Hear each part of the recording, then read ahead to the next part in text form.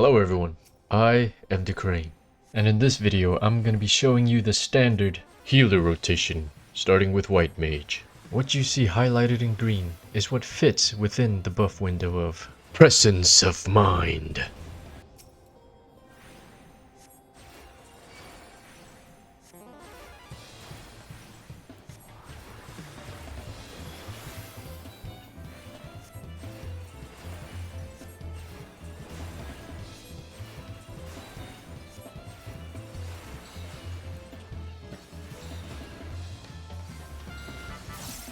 You want to use Dia 2 or 3 GCDs in so that it falls within raid buffs.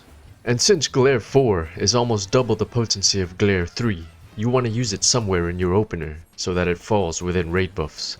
When Presence of Mind falls off, you can choose to refresh Dia since raid buffs should still be active. I personally don't refresh because I use Dia as my clock. There are 4 such clocks you can use on white mage. 1. There's Dia, which is what I use. Every 4 casts will be 2 minutes. 2. There's Assize. Every 3 casts will be 2 minutes.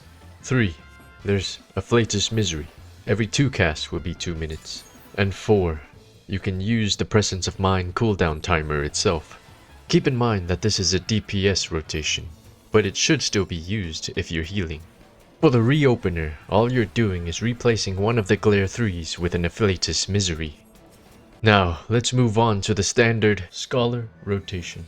What you see highlighted in green is what fits within the buff window of Change Stratagem.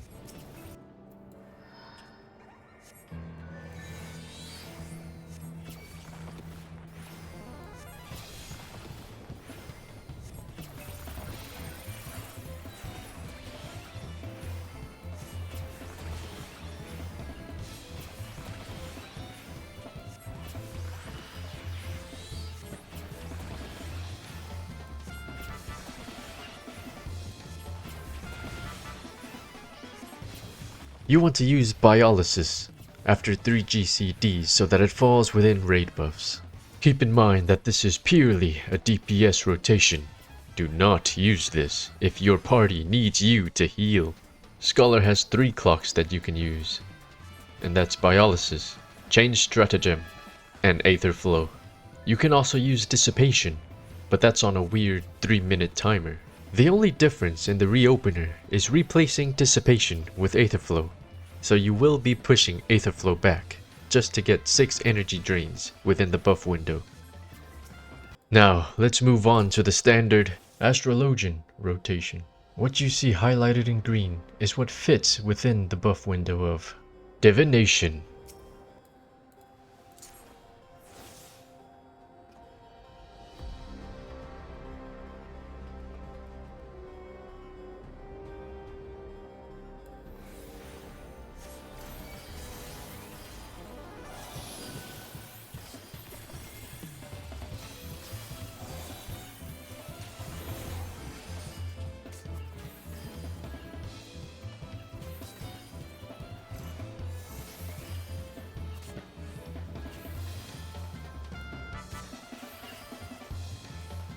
Light speed is essential for the opener because it allows you to double weave after every GCD.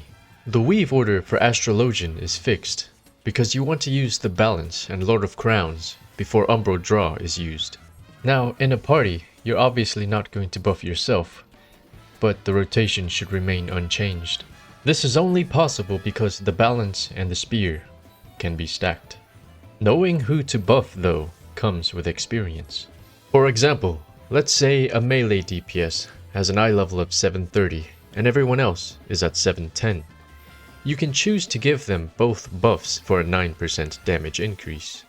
Let's say, however, a melee and a ranged are both at 730. Then you may choose to split the cards. And we all know that Pictomancer has one of the highest, if not the highest, damaging openers in the entire game. So give them all your cards. In general, if they're relatively about the same eye level, you want to split the cards. Otherwise, if one person is relatively higher by 20 eye levels, you want to give them both cards. Now, let's move on to the standard Sage rotation.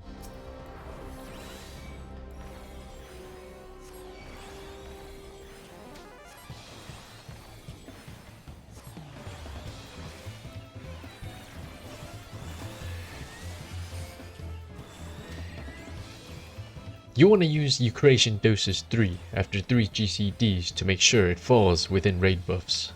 As with all 40-second charge abilities with 2 stacks, you want to use 2 of them during the 2-minute window and 1 of them during the 1-minute window. In this case, for Sage, I'm talking about Phlegma 3. That's really all there is for Sage's burst window.